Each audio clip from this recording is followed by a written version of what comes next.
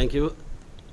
Today's dashboard would have reported 15 new cases out of a total of 353 tests that were done by the Best Dos Santos Public Health Laboratory yesterday. Of the 15 positives, 3 are from the psychiatric hospital, 2 male inpatients and 1 male outpatient.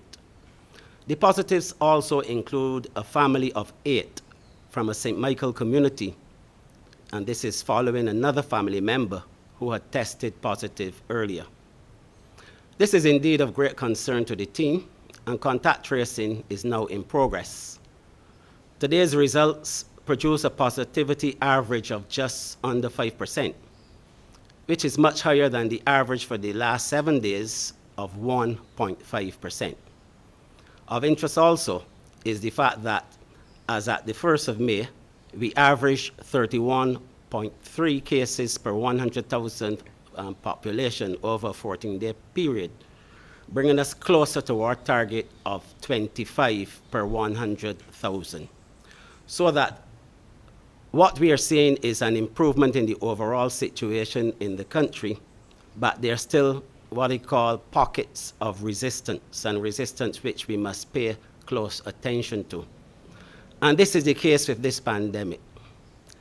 We are adamant that we will not retreat or surrender, but the pandemic is not going away in any easy fashion.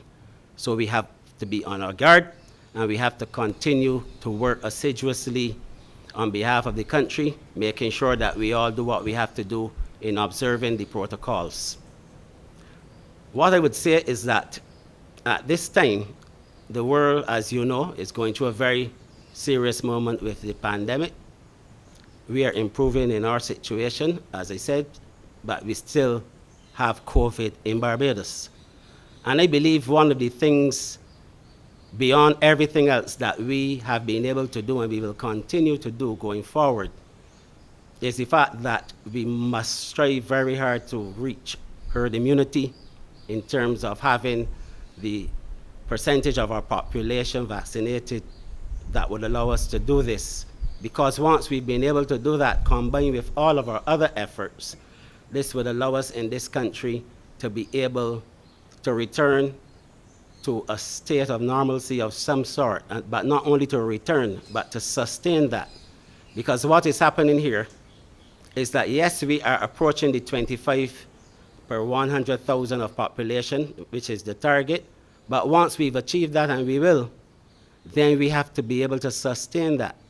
And we are only going to be able to sustain that by continuing to do the right things, each and every one of us. The Prime Minister would have said on several occasions that we have a gas and brake policy in terms of where we're going, in terms of the measures that we're going to implement, and we've been implementing. This is a concern, but it's not a concern that would cause us to have to go backwards in terms of restrictions.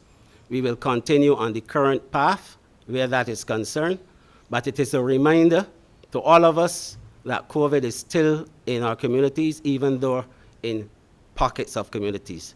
And so we still have to do what we must, which is to continue to unite to fight the virus.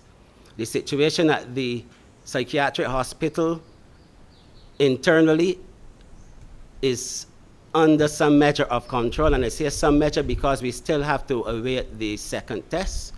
But from the first test, we are satisfied that we've been able to do a level of containment that is necessary. And what we are working on right now, especially, is to be able to complete that process within the psychiatric hospital and also tighten up on all of the loose ends in relation to outpatients who we are contacting and trying to trace to make sure that we could wrestle this problem to the ground. So that is it in a nutshell in terms of our reporting, and I await any questions myself and my team. I also have here with me Dr. Kimberly Phillips, who is the Medical Officer of Health responsible for the Brantford Tate Polyclinic, and also the medical officer that we have assigned to deal with this developing situation at the psychiatric hospital.